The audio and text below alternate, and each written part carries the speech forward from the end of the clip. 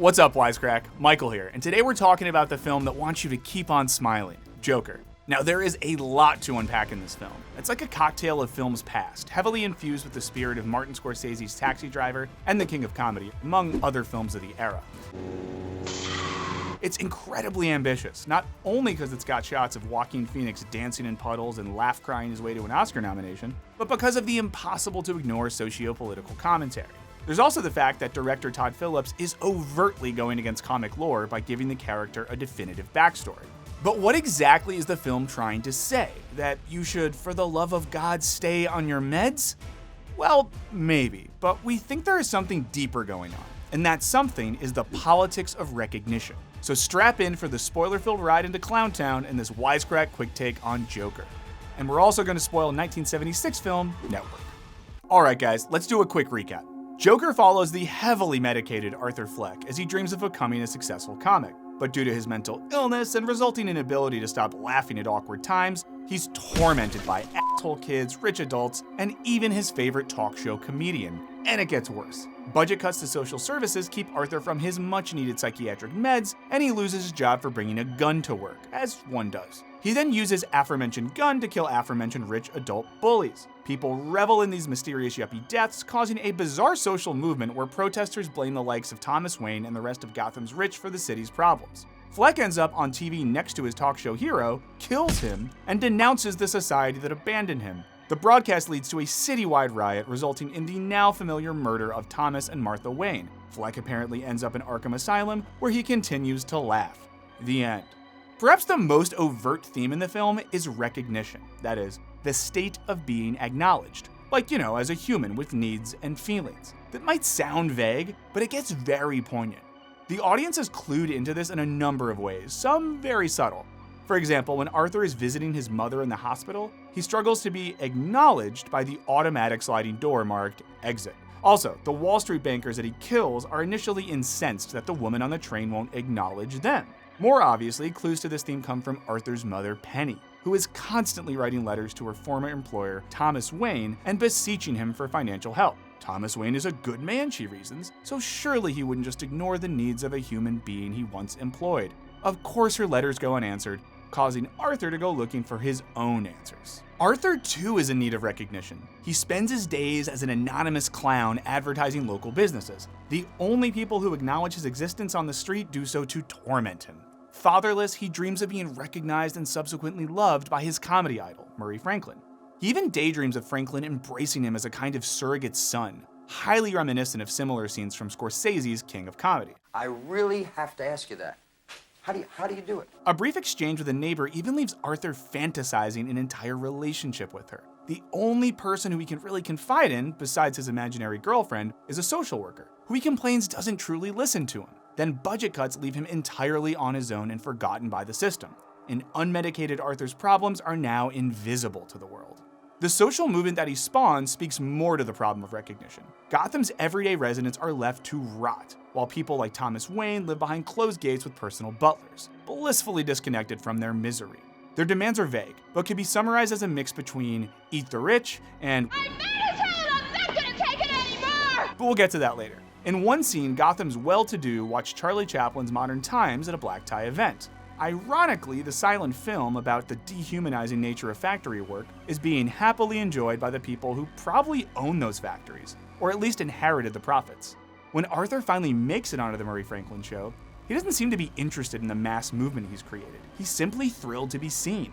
He quickly confesses to the murders and complains that unlike his 3 wealthy victims, nobody would notice if his dead body littered the streets. He even tells Murray, "You don't notice me. Have you seen what it's like out there?"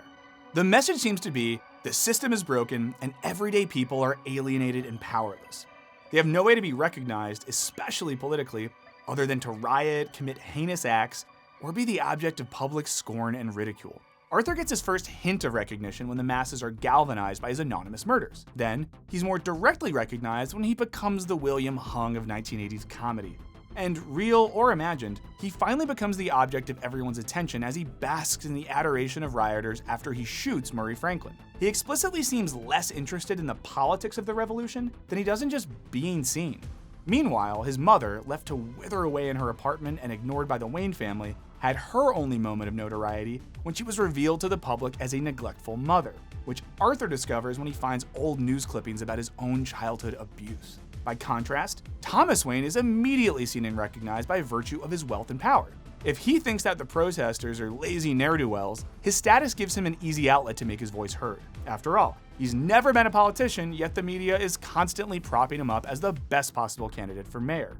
Recognition is a topic taken on by several political philosophers, but I want to focus on one in particular, Jacques Rancière. For Rancière, the act of being recognized is a foundational political act. Setting budgets and building bridges is not so much a question of politics for Rancière as it is of bureaucracy. Instead, going back to ancient Athenian democracy, he defines a political act as one in which a person demands to be recognized as an equal. This was as true for ancient Athenians as it was for, say, suffragettes, factory workers, or civil rights activists.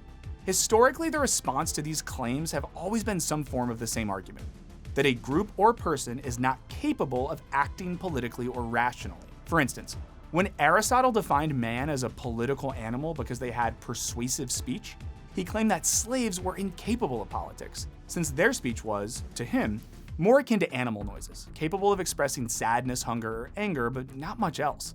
Which is a pretty convenient way to not pay attention to the guy feeding you grapes while you philosophize. I don't think it's a coincidence that in Joker, Thomas Wayne does not address the protesters as people with opinions different from his, but as clowns who have done nothing with their lives. It is implied then that these losers are not worthy of political recognition. The message from Philip seems to be that without some other means of recognition, people will resort to the loudest and most violent means, whether that's rioting on the streets or assassinating a talk show host on air. That quest for recognition, political or otherwise, is also reflected in the film's two biggest inspirations: Taxi Driver, where Travis Bickle seeks recognition from a woman he lusts for, and The King of Comedy, where Rupert Pupkin seeks recognition from his comedy role model and talk show audiences at large. But even more important may be the film's least discussed influence, the 1976 film Network. Network is a big old Wisecrack favorite. I love it. Jared and Alec probably love it a little too much. Network is the story of a news anchor, Howard Beale, who has an on-air mental breakdown, which turns out to be really good for ratings. So he continues to mentally break down on air as greedy executives profit off his illness. But those mental breakdowns also come with a message. The world is a hot garbage fire. The system is broken and we should be mad. How mad, you might ask? Well, mad as hell. Thanks for asking.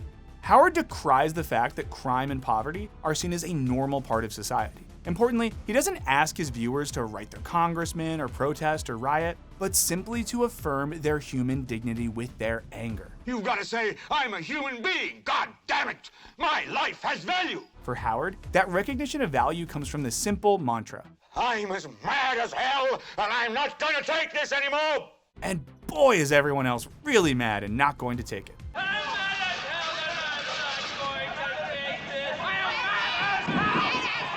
Howard's invective is massively popular and, importantly, makes the once struggling network a ton of money. His unfiltered rage even spawns more rage-filled TV, as the network airs the Mao Zedong Hour, starring a band of terrorists affiliated with the Communist Party.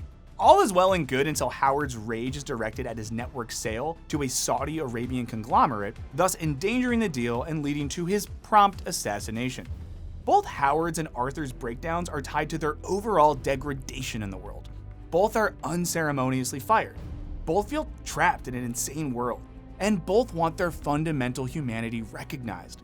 And just as Howard's illness is exploited by network executives, Arthur's illness is exploited by Murray Franklin. After his uncontrollable fits of laughter and bad jokes cause him to bomb at a nightclub, footage of the event is shown on television to a massive audience. The audience loves the cringy footage so much that they demand more, and Arthur is invited on the show to be the butt of more jokes. When Arthur assassinates Murray, the film cuts to a grid of television showing the assassination interspersed with banal commercials. A clear nod to the ending of Network, where Howard's murder becomes just another sensational news piece. There might also be a subtle hint to the profiteering off of others' misfortunes when Arthur looks to the messages in his journal that reads, "I hope my death makes more sense than my life." Like Joker, Network is about a society failing its people and what the resulting anger means. Network cynically argues that behind every earnest plea for revolution, there's an executive with a plan to package and sell it. Joker, however, doesn't take as crystal clear of a position. Instead, it just suggests that people are mad and that horrifying consequences will follow if they're not placated. There's really no good guy. Even if Thomas Wayne is an insensitive jerk, the protesters are a disorganized, violent mob. And the Joker himself has no larger political project. He initially murders those who wronged him, but soon finds the recognition intoxicating. Arthur is clearly not a good model for achieving recognition, but a warning of the instability and chaos that a broken society can yield. So what do you think? Should we even take Arthur's monologue seriously? After all, it's hard to call for civility right before you shoot a guy in the head. Or was it all just a delusion? Let us know what you think in the comments. Thanks to all our patrons who support the YouTube channel and our podcast. Be sure to subscribe, and thanks for watching. Peace.